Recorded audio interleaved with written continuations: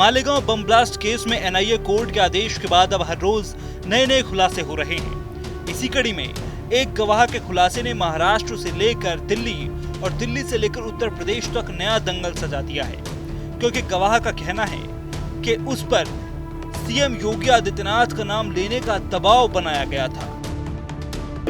हमारे पास भी ये जानकारी है कि कोशिश ये थी कि हिंदू समाज और विश्व हिंदू परिषद, भाजपा, आरएसएस, इसकी टॉप लीडरशिप को वो जबरदस्ती फंसा रहे थे, इम्प्लीकेट कर रहे थे। ऑफिसर्स ने एक सीमा तक उनकी बात मानी, 7 लोगों पर झूठा केस बनाया, उसके आगे जाने से इनकार कर दिया। दरअसल इस मामले के कुल 39 गवाहों में से एक गवाह रहे मिलिंद जोशी ने बताया कि उस पर योगी आदित्यनाथ और आरएसएस का नाम लेने का दबाव बनाया गया था, क्योंकि उस समय भी हिंदुत्व का फायर ब्रांड चेहरा थे और इसके लिए उसे कई दिनों तक हिरासत में भी रखा गया था। वहीं दूसरी ओर इस केस में आरोपी रही साध्वी प्रज्ञा ने भी इसी तरह के आरोप लगाए हैं। कांग्रेस ने किस ढंग से षड्यंत्र रच करके भगवा आतंकवाद को फर्जी रूप से स्थापित करने का काम किया था। न्यायालय ने स्पष्ट कर दिया है, भगवा कभी भी देशद्रोही नहीं हो सकता, आतंकवादी नहीं हो सकता। मालेगांव बम ब्लास्ट केस में कोर्ट ने प्रज्ञा ठाकुर और कर्नल पुरोहित समेत सभी 7 आरोपियों को बरी कर दिया है।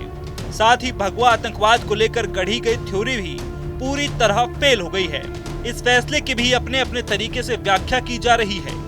विपक्ष जहां आरोपियों को सबूतों के अभाव में बरी किए जाने पर सवाल उठा रहा है, तो बीजेपी और संघ विपक्ष और तत्कालीन कांग्रेस सरकार को कटघरे में खड़ा कर रहे हैं। जिस तरह से कांग्रेस पार्टी ने जानबूझकर के भगवा वेशधारियों को, साधु सन्यासियों को, देशभक्त नागरिकों को केवल बैलेंस करने के लिए, जानबूझकर के मजहबी तुष्टीकरण के जवाब देने के लिए और मजहबी तुष्टीकरण का एक और नया उन्होंने कीर्तिमान बनाने के लिए इस तरह की घृणित काम किया था। इस घृणित काम में वो संघ प्रमुख का नाम जोड़ने का प्रयास कर रहे थे, तमाम हिंदूवादी नेताओं का नाम जोड़ने का प्रयास कर रहे थे, उत्तर प्रदेश के मुख्यमंत्री का नाम जोड़ने का प्रयास कर रहे थे। ये प्रयास अगर सफल हो गए होते तो देश में आज कितनी अराजकता की स्थिति होती।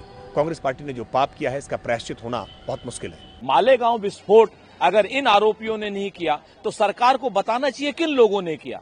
क्या किसी भूत ने किया, प्रेत ने किया, जिन्न ने किया? आरोप आप बरी तो कर रहे हैं, लेकिन इसका मतलब यह है कि सरकार की एजेंसियां क्या दबाव में काम कर रही हैं? सरकार की एजेंसियों के पास सबूत नहीं है या सरकार की एजेंसियों के पास कोई प्रमाण नहीं है? हेमंत करकरे जैसे लोगों ने इस चीज का वो किया है, खुलासा किया था, जो शहीद हो गए हैं। बहरहाल करीब 17 साल बाद आए मालेगांव बम ब्लास्ट केस में कोर्ट ने जहां सभी आरोपियों को बरी कर दिया है, वहीं पीड़ित पक्ष अब हाईकोर्ट का दरवाजा खटखटाने की बात कर रहा है।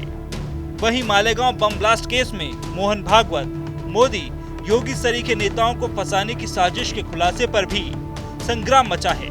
ऐसे में सवाल यही है कि मालेगांव केस का बहाना सीएम योगी थे, निशाना